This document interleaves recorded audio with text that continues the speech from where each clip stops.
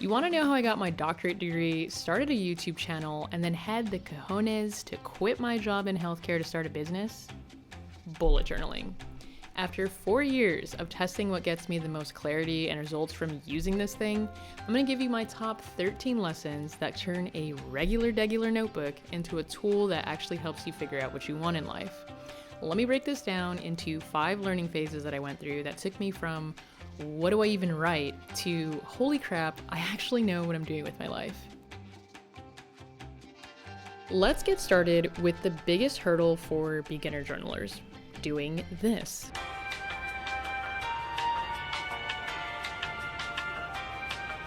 Well, damn. Okay, so look, there is nothing wrong with finding inspiration from all those beautiful spreads, and honestly, they're incredible. But I'm assuming you're watching this because you want to know how your journal can help you, even if it doesn't look like Van Gogh set up the monthly spread. Only you know what works best for you.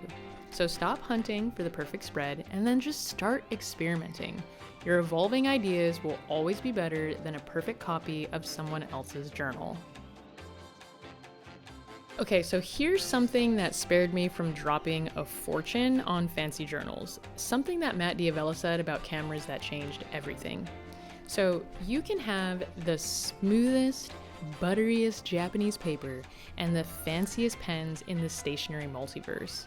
But without knowing how to use them, it's like filming your entire YouTube video out of focus with a $5,000 camera.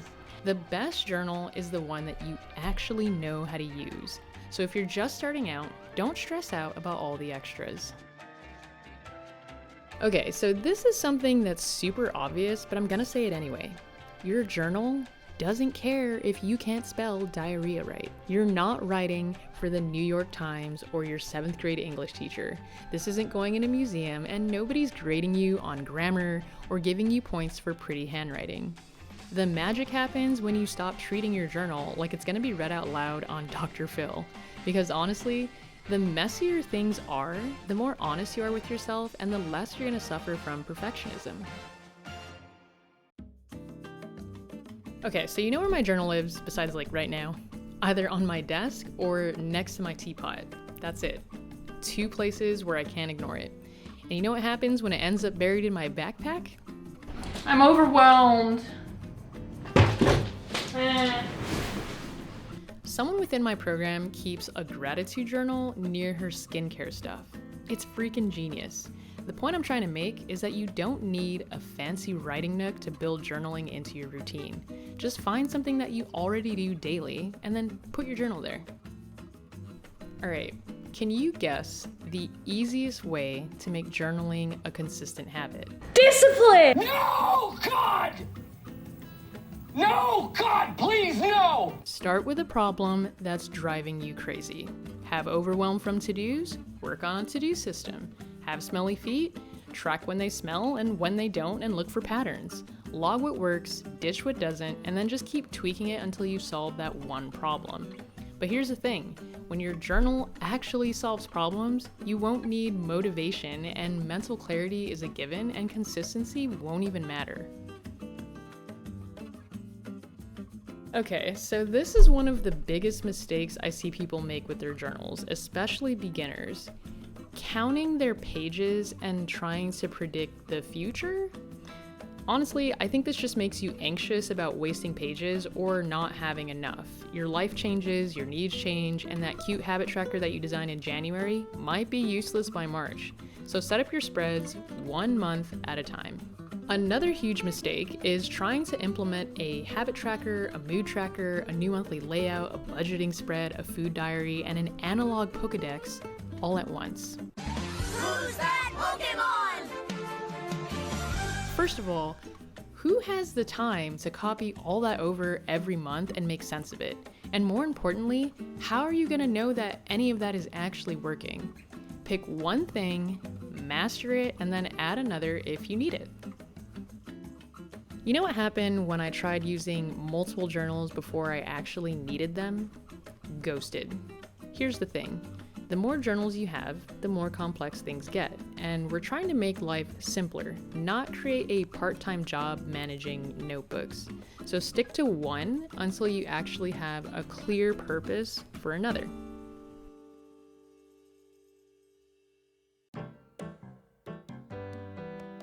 You know what's great for building self-worth?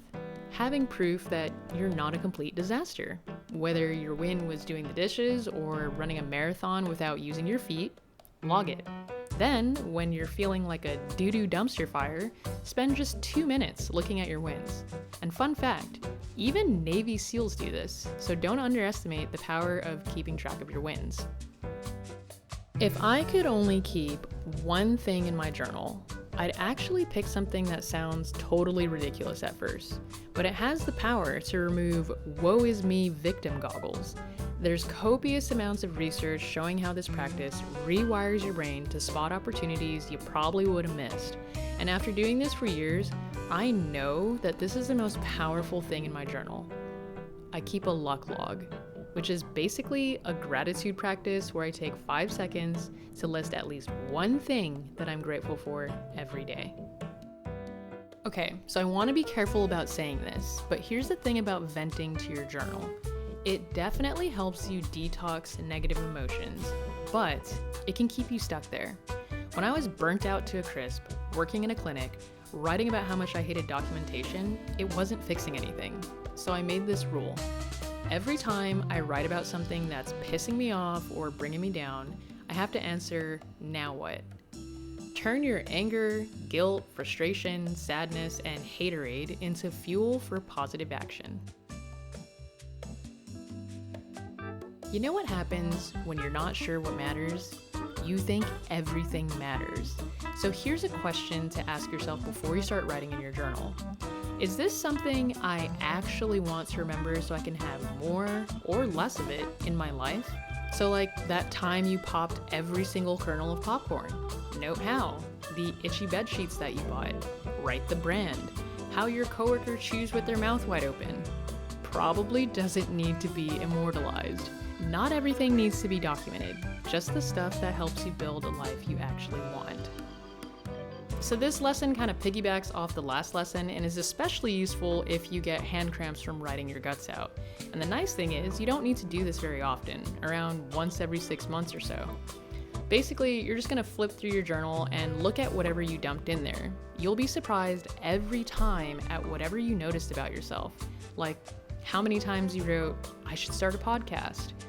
You don't always have to be writing in your journal for it to have a positive impact. Because here's the thing, we don't actually learn from our experiences. We learn from reflecting on them. But there's one more thing to know about getting the most out of your journal, and it doesn't come from watching videos about journaling. It comes from actually doing it. So I send out journaling tips and prompts that I literally just can't fit in these videos to my newsletter. So hit the link below to join the club before you try anything from this video. Then pick one thing to start with, try it out, and then come back when you're ready for another. TTYL.